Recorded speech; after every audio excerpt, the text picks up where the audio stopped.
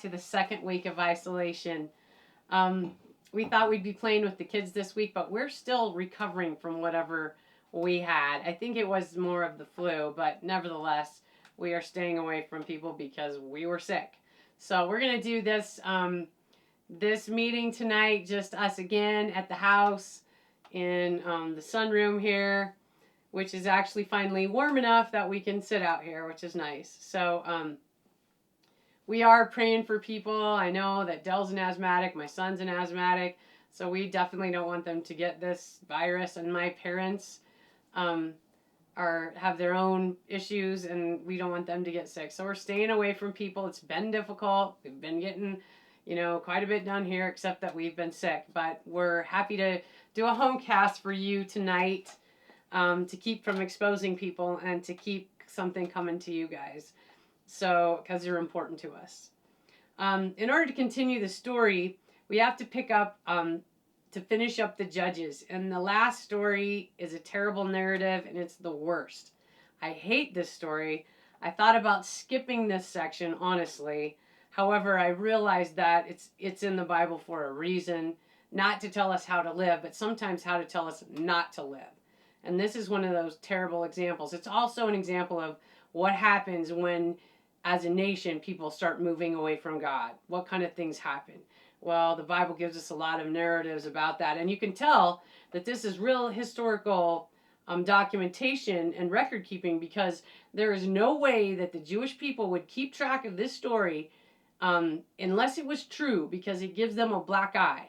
But the Jewish people are very honest about their past and about their own sin and about the things that they have done to displease God as well as to please him. And of course, eventually we know Jesus comes from among them, and but they tell the truth. They tell the whole story, and I appreciate them about that, because we can learn from our past mistakes as much as we can learn about the things we've done right, sometimes more.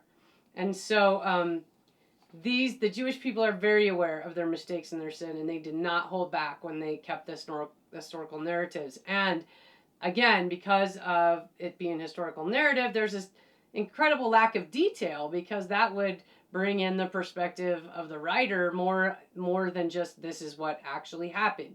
So this is another story, kind of like the biblical Wild Wild West. How bad can it get? The good, bad, and the ugly. Only this is more like the bad, the ugly, and the absolutely terrible. I hate this story. With that said, I want to say I love kids, and I want to always keep them safe and protect them. So I recommend that if you have kids, watch this first before you let them watch it, because it's going to contain some evil things that happened and that are happening now in our society. But we have to be careful how we expose kids to the things happening. I mean, a lot of the things going on beg an important discussion for all of our kids. But we have to be careful how we reveal these things to them in time when they're old enough to understand, and definitely to protect their innocence. So that's my disclaimer to say, here we go, terrible story we're about to learn about. And so I remember when I read this story, because I read through the whole Bible when I was a preteen, 12, 13, I don't know. And I remember getting to this piece and being just absolutely appalled by this information in the Bible. And maybe it was more appalling to me. It was appalling. It would have been appalling anyway. But it was more appalling to me because I'd already experienced some related events that reflected in this narrative. And for one, I was actually abused by a babysitter, so I can resonate with some of this. And then even more, my cousin was actually murdered by a serial rapist. And I mentioned this in earlier talks, and so I don't want to go back to that and dredge over it. But I'm just going to tell you that when I read the story, it had some deep meaning for me, and I was shocked. And I was kind of asking myself, why is this here? Why do we got to know about this? And again, it's God telling us, this is what happens when you walk out of my hand, If you fall away from me, and you decide to do what's right in your own eyes, then any weird pervert can do what's right in their eyes, and then you can be subject to whatever happens. And so having been taken away a certain degree of my innocence when I read this, I already knew that bad things happen, and I was very aware that the book of Judges is pointing out some flaws and trying to tell us this is not how to live, this is how not to live. And so last week we talked about Micah and how he was this deceptive Levite, which again, the Levites were supposed to be the people of God, the Israelite people who were not even given an inheritance because they were giving the tabernacle and they were given everything that the Jews brought in to the tabernacle and to God, the tenth of all they brought in, that was all theirs. They didn't need an inheritance. They had God's inheritance. And so they're given the duty to take care of the tabernacle, to teach the people about God, to keep them out of sin. They had a big job and they were highly esteemed. So this is important when we see after the last guy, Micah's Levite of idolatry and deception, how that Levite had a perfect chance to lead everybody on the right way, and no, he was a self-serving, terrible person. And so this guy, I thought might be the same guy as another Levite, but it seems like maybe it's not. And anyway, this guy's even worse than the last self-serving Levite, supposed to be priest, false prophet. So the people are again doing evil, and the story starts with this guy, and it says this Levite had a concubine. Well, right there we know something's wrong. The Levites were allowed to marry. They were allowed to have families. They were encouraged to, because they had to pass down their line of taking care of the temple. They were very important. So why this Levite has a concubine, I don't even know. But in these days, it was probably not acceptable for him to do that. I can say that it most likely wasn't by the Levite standards. However, this shows that maybe he already had a legal wife, and you could legally marry, not according to God, but another woman, according to the standards of the area, but she didn't get your inheritance. But you could, have her kids, and of course use her sexually, which is what's happening here. And so anyway, this Levite had this concubine, and it said she became angry and went away from him, went back to her dad. Now, some theologians before recent translations made this clear that it simply meant she became angry and went home to her dad. Some original translations said that she was unfaithful, so it implied that she had some kind of an affair. However, that does not fit with the story, because she wouldn't go back to her dad. That's a shameful act. And though for these people, idolatry was punishable by death. These people followed the old ways of Moses, and they would not have allowed that. She would have had to run and hide if that were the case. And so she goes back to her dad, who obviously cares about her. And 4 months later, the Levite, not a moral person, decides to come get his woman. And it says in the Bible that he talked tenderly to her, which means that he's trying to woo her back, which means she probably wasn't an immoral woman. He's just somebody that he wants back. And so the Bible holds a much higher place of women than these people act like. So please understand that this Levite's behavior does not mean that the Bible says this is how to treat women. This is an example of how not to live. So he goes back and he tries to woo her back. And the Levite, it says that the father-in-law of the woman welcomes him with open arms and says, "Come on in," and he feeds him. And, according to Jewish tradition, the people by law were obligated to take care of somebody if they come to visit, especially a guest, especially someone who's their kinsman. But they're obligated to extend an invitation, even to foreigners if they're traveling at night. But this guy extends an invitation. Then the next morning, he again, and then in the morning, the obligation leaves. The person may leave your house safely, but he extends another invitation to please come and feast and enjoy him. And it's hard to tell because it doesn't tell you what the father-in-law was trying to do. He's probably trying to make nice with the couple, trying to get it figured out, trying to help them, maybe trying to get him to stay around so he can be close to his daughter. We don't know why he did this, but he kept extending this invitation to stay. And then after another day, you're always obligated to keep the person when it's nighttime. That's not a given. That's not an obligation that you can offer or not. At night, you have to keep the person in your house, because traveling around in these days was not good. It's the wild, wild west, so to speak. And bandits are out. All the bad people are out at night. And in those days, there was no law enforcement, and ways to be protected. So, anything could happen to you while you're traveling at night in this time period. And so the father-in-law extends the offer to this Levite, but he, at this point, refuses to go. He wants to get out. He's not wise. He's an idiot. He leaves at night. And he gets to a town that's a pagan town, not an Israelite town. So he decides, well, let's go a little farther to a Benjaminite town where we'll be safe. So they go a little farther. It's a little farther at night. And they're going now to a Benjaminite town. And remember, Benjamin was the brother of Joseph, who was both sons, the only two sons of Rachel. And so these are the descendants of the tribe of Benjamin. And so you would think they'd be good people. But again, the laws of God are being thrown out, ignored. People are living like they want to. And some terrible things are happening. So, but he is there and he's like, oh, these are my kinsmen. He goes in the square. He probably expects somebody to take him in. Nobody takes him in. And then finally, this old man comes out and grabs him and says, you need to get to my house. So this old man must have known the old ways, must have known the old obligation, but also knows something else. Knows that these people are in trouble. And so he brings him into his house. And in the meantime, the evil people in this town, which were essentially worse than the pagans around them, even though the pagans around them practiced child sacrifice and everything, these guys are just as bad, if not worse. And the sad thing is they're supposed to know better.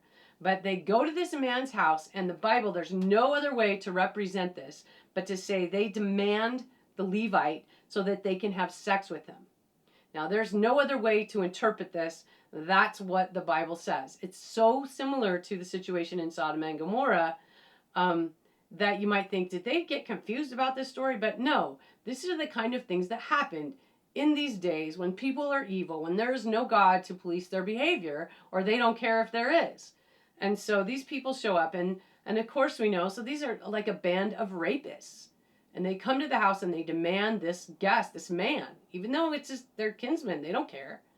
And so, and we know now that rape is more of an act of domination and by cowards than it is about sex. Of course, it's about sex, but it's more an act to show how powerless people can be by forcing themselves on another person. And in this case, a man as if they would a woman. It's terrible. I hate this. And I hate even more, the story goes on, it says, the old guy says, like, hey, take my unmarried virgin daughter and this concubine. And they're like, no, we want this guy, bring him out. And so again, it's about domination. So this is terrible, but this Levite, supposed to be a priest of God, grabs the woman, and the Bible says pushes her out the door to this mob of sick bandits, sickos. And she is out there, and it says that they abused her all night long. And so of course this is just sick. This, all of these things happening are not permitted by the law of Moses. Not homosexuality, not fornication of any kind, and certainly not rape. And so, but he pushes her out, gives them to these men, and they abuse her all night long. And it's so frightening that it's a gang rape situation. It's terrible. And in the morning, and then they shut the door, lock the door. You know this because she tries to come back in later and she can't get in. So she falls down, and the Bible says collapses on the threshold of the door. So no one's waiting for her. No one's looking for her. But they're cowards anyway. I mean, what kind of person sends out the woman in a dangerous situation? This is how bad these people are, because God would never allow this, And it says that men are supposed to be the protector. Men are supposed, and that's what it means when the man is the head. He's the protector of his household. He is responsible for what happens to his wife and his children because they're not as strong as he is. And so this is an abomination, what he's done here. And it's abomination what they do to her, and it just gets worse. And to make matters worse, he's not waiting for her. He's just going to get up and ride home. But he goes out the door and finds her fallen on the ground with her hands on the door on the threshold.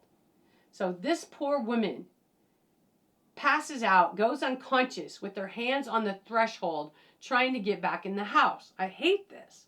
I absolutely hate this. To make it worse, he just says to her, according to the Bible, get up, we're going. Well, she doesn't answer. That's what the Bible says. It doesn't say when she dies. It doesn't say when she's dead. It just says that he loads her body on the donkey and packs her back home. At some point, due to the rapes, due to the assault, due to the being pushed out by her husband, being then traveling by an idiotic man that she married, which now you know why she left. And now, by the time he gets back, she's dead. And he does something that a Levite should and would not ever do, according to the laws of God. But he feels some kind of remorse, I guess, or wants some justice. He really doesn't care about her. He just cares about himself.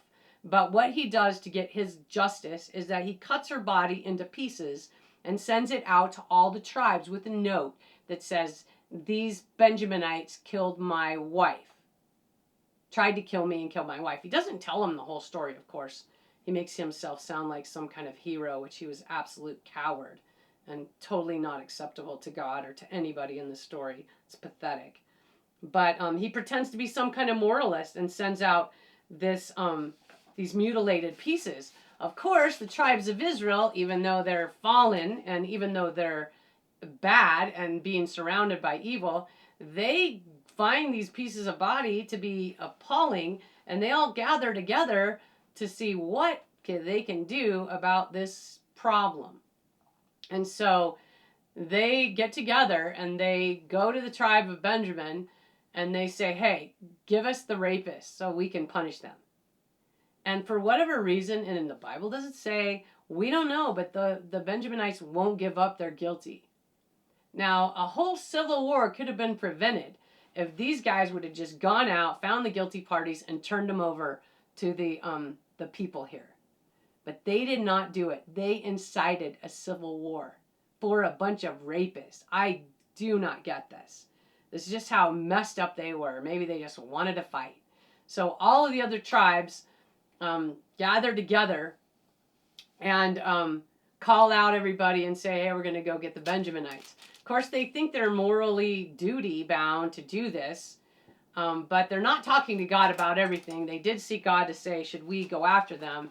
And the Lord said, yes, go after them.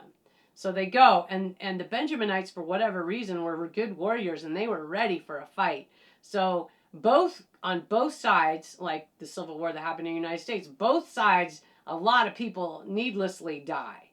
And it's terrible. Thousands of warriors die on both sides. And for a while, the Benjaminites were kind of getting them. But then the other tribes come up with this idea that they'll go in and pull them out of their city in a chase. And then they ambush them and just slaughter them all. And so in the meantime, they go around to the village behind them, light it on fire, and destroy everything. And God did not give them that command. They destroyed everything in the city, the people, all the children, everything. And then the warriors. And when the warriors turn and see that their city is gone, 600 of them run up into the mountains. And that's all that's left of the tribe of Benjamin. Well, for some weird reason, and I don't know, the reports came out that the Benjaminites say, hey, we have no women now. You've killed everyone. So our line is over. We are one of the 12 tribes of Israel, and now we're done. And of course, they don't take any ownership on themselves either, which is stupid. It's their fault too. Not that every person was slaughtered, but that was their fault. They started the fight. And so here they are. Now we have no line left. Too bad for us. Well, for some weird reason, maybe it's because the massive slaughter of women and children, the other tribes feel guilty now.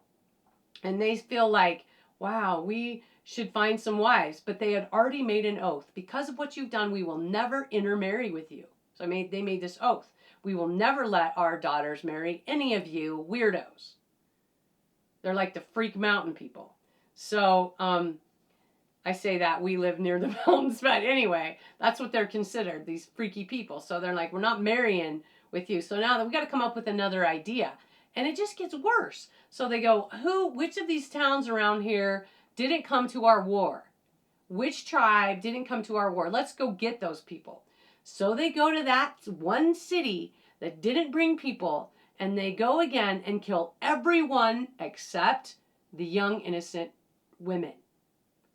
And then they take all those women, and there was not enough of them, to this city, to these men in the mountains, and then give them to them. So they basically destroy innocent people, take innocent women, kidnap them, and give them to these other weirdos in the mountains. And it's crazy. And it's just idiotic that this happened. And then again, the Benjaminites say, well, there's not enough of them. So the stupid people get together again and they go, okay, well, we're going to have this festival. And when the young women come in to the festival, just take the ones you want. So they basically give them permission to kidnap and take women. Trafficking. They basically give them permission to traffic. They traffic themselves. It's what they did is terrible. Interesting fact that I'm sure they did not know is that the only tribes to live past all the sin, all the garbage, all the yuck, are the tribes of Benjamin and the tribes of Judah. The rest of the tribes are destroyed by other people because they're so wicked.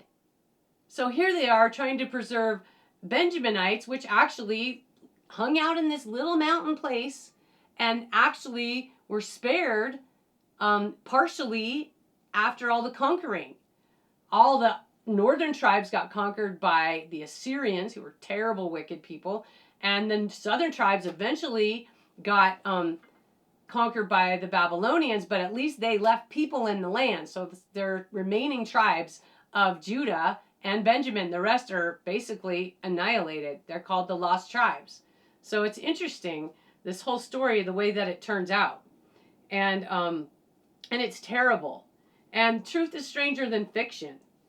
And so they had to suffer because they continually do stupid things. They continually go out of God's will. And they eventually ended up doing worse than the original crime, which I find really interesting. And so it brings us to, why is this story in the Bible? Why are we talking about the trafficking of women and all this? Because you know what? We have this problem today. Trafficking of women and children is $1 billion business in America and in the world. So I have seen footage about streets of brothels of children. It's just disgusting. I hate it, but it's because in some places, that was a video from Malaysia, it's not illegal. At least in our country, thank God, it's illegal. You do it, and if we find out, somebody's going to come after you. Thank God. We live in a nation under God, and that's not allowed. But it still happens. And I was thinking about what a terrible thing it is for people to be sold in trafficking, and how awful. And why do we allow this? And why don't we go get these bad people? But honestly, there would be no trafficking if there were no customers. Why do we have customers of children for children and women? It's pathetic. I'll tell you why we have customers. Because we live in what's called the porn generation. And it can all come back to our immoral activities. And a lot of it is related to porn. You know? And what is porn? The word pornography comes from the Greek word pornographos, which means pictures of prostitutes or writings of prostitutes, about prostitutes. And so that's what we get, is and nude images made to provoke a response. Okay, so nobody looks up at the Sistine Chapel and Michelangelo's nudes and goes and says anything illicit about it. It's just not meant that way. But when you see pornographic material, you know that it's trying to get a response out of you. It's controlling you. It's trying to make you think and go in different directions. And every sex offender, and I can say, even though just because of the data, most have been linked to, sex offenders have been linked to pornography. And the ones that haven't, they just don't know this whole story. I'm sure it's linked for sure into terrible behavior and starting with pornography. Even Ted Bundy, before he was executed, admitted that his compulsion started with porn and especially hardcore images that that were sent to him. And you got to know they're everywhere around us, if described by the way the Greeks describe it. And we have to protect our children from this, because it is very confusing for us to say you can't sexually harass and you can't touch people and blah blah blah, and yet all the time they're getting these images and these movies and this stuff that's basically telling them it's okay. And we are going to have a nightmare, a problem. And even Ted Bundy said, you're going to have a lot more people like me if you don't get rid of the hardcore pornography, which of course includes violence. Well, when I was in grad school, I did a big study on the effect of media on kids, and it was amazing. And I can't remember the name of the study. I was trying to look for my thesis, and I will find it. But they did a study on pornography, and this was, of course, done by secular scientists, social scientists, and they wanted to study the effects of pornography on people, not children per se, but they had this hypothesis that the violent stuff would be damaging, and that would increase rape myths among the people that watched it. They used a test study that people had no pornography, softcore, like course consensual pornography, and hardcore pornography. And what they discovered was all the pornography increased rape myths. And what rape myths are deceptive views about dating and sex. Things like when she says no, she really means yes. That is a rape myth that is becoming more and more popular in our society because of our images, because of our messages. And they proved in this study that it's all bad. It all treats people like objects. It all takes away the value of people and causes them to think things that are not true. And these are obviously the kind of rationalizations that rapists think. Rape is all about power and rationalization, making it okay for the person to live with themselves while they're hurting other people. It's become very common. Not too long ago, there was a huge study of colleges all over who are having these problems with gang rape and football teams and all kinds of things. And it's all documented. And when you read those documentations of people, which is hideous, but I read some of them to understand this phenomenon, and because I have a need to see the guilty be punished and for people to be protected, it's very much, the responses of these rapists is very much steeped and influenced by pornography. Just, you can tell by the statements they say and how weird and sick they are and their beliefs about women or what they think. And so it's really important that we teach people, and especially our children, we protect them from the images coming into your household. So while you're home right now, you got to filter your stuff coming in. You got to police your computer. You got to protect your kids, because it's very confusing right now for kids. And even more, you need to talk to them about sex. And, we got to give kids the idea that sex was created by God. It's beautiful. Created for a man and a woman. It is not a bad thing. But the world and Satan has turned it into a circus of every other thing. And is it any wonder, what's coming out of Hollywood? I was so not shocked by all the Me Too stories that coming out from Hollywood with all these big directors getting busted for harassment. I mean, yeah, look what they're putting out. And are we shocked that, they're just living out their own fantasies and whatever they're making in the movies they're creating for our kids who we love, who are the next generation that we have to teach and we have to protect? And so I get really passionate about this subject because I love kids so much. And I know the damage is real. I mean, when I was practicing this, I started crying. And I had to stop because it was the things happening are so awful. And I love kids so much and just want to protect them from evil. And I love people, and I love women and men. And so many people have been hurt and broken because of our immorality and because of our refusal to follow the God who loves us, the God who cares about us. And so to bring it all in, teach kids how to heroic male models. The other thing that this story doesn't talk about is We were raised in a country under God, and we were taught chivalry and masculine roles that were very positive in the beginning. A lot of that's changing now, because now we have a hit and run mentality of I can take this woman and then I can leave, and there's nothing that I have to do now. And women are taking on the same persona and destroying themselves as well. And so we also have to teach kids and people, men and women, about good role models. And that's what the Bible does too. This is just one that they're telling you is bad. A really good book by Eric Metaxas is called 7 Men. Read that book. Teach your kids about it. It's 7 men who changed the world because they were godly men who loved other people and did great things for humanity. And it's such a great book. And because we were born into the age of chivalry, which is dying, kind of, but there's a lot of great men out there now. But we were taught, because of Christianity, to honor women, to keep them safe, to honor children. I mean, if you look at the Titanic, the men stayed and died to save the women and children. Most of them. There were a few cowards on the Titanic. But the men cared about the women and children, and they put the women and children out of danger to save them over themselves.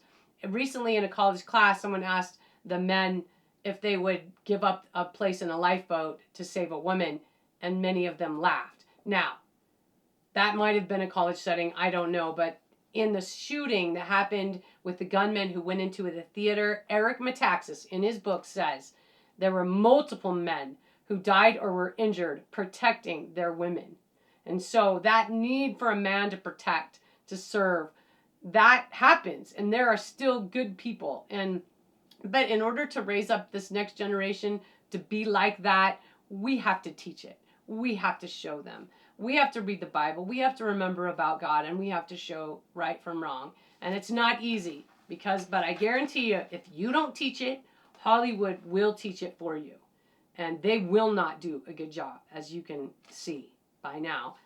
And so I just want to close it by saying I'm real thankful that I had godly men in my life. I have my husband who would take a bullet for multiple people.